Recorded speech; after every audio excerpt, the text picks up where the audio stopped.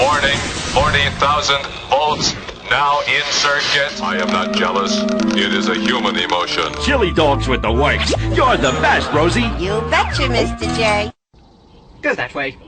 You'll be malfunctioning within a day, you nearsighted scrap pile. There's a special providence in the fall of a sparrow. My, you are a many splendid thing. Yes, it is Robot Week. In case you didn't notice, we have seen some pretty impressive and pricey robots so far. But 3D printing is making these complicated machines cheaper, revolutionary. It could be a total game changer and can streamline the path of robots playing a larger role in our lives. And this means you can see robots as doctors in hospitals, even as soldiers in the front lines, even sooner than we thought. With me now is Lamore Schweitzer with his 2 3D printed robots, Frankie and Fonzie. Wow. So show me, what part of your robot was 3D printed? So this is Frankie. He was completely 3D printed. All the structural parts of all the white stuff that you see here is all 3D printed.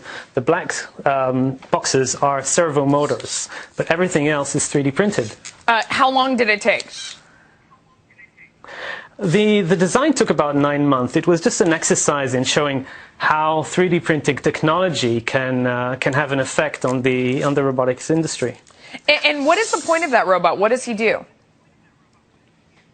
So the objective was really to reduce the cost of humanoid robots. Humanoid robots, we've been selling them. My company, RoboSavvy, specializes in humanoid robots. We've been doing this for several years.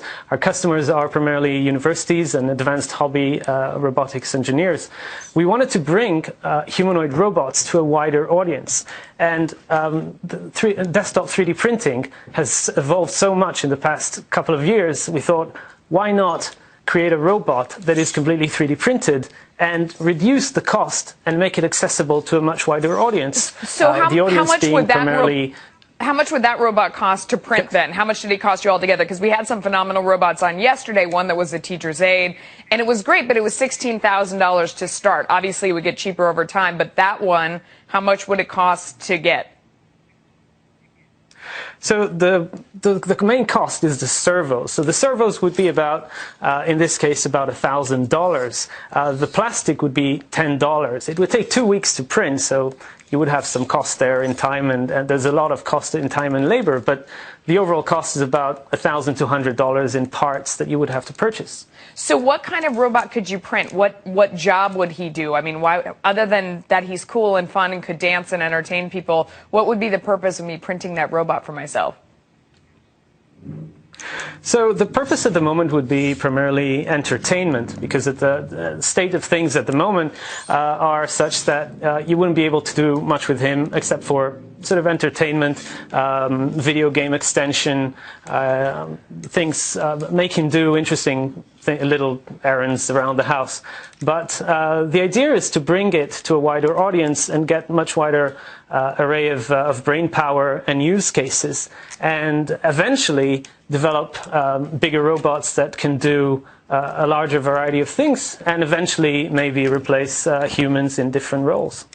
Like what? I mean, what could you imagine over time? I mean, some of the thoughts that we came up with, you know, Boston Dynamics Atlas robot looks to go out into the battlefield and replace soldiers.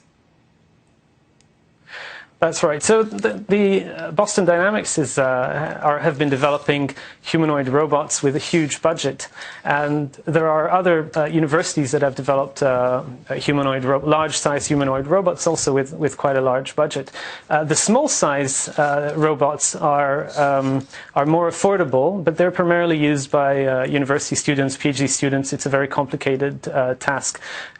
So at the moment, it's really about research and understanding how robots can be dexterous enough to do interesting things. Yeah, and before you go, you have another robot there. Can you show us what it does? Is it Fonzie?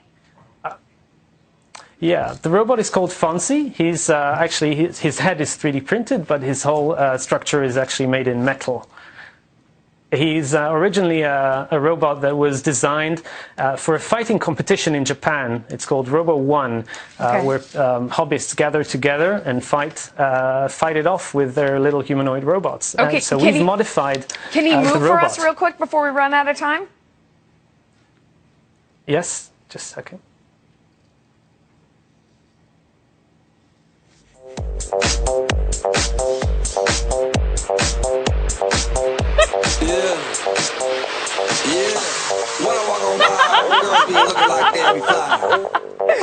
That's pretty ridiculous. All right.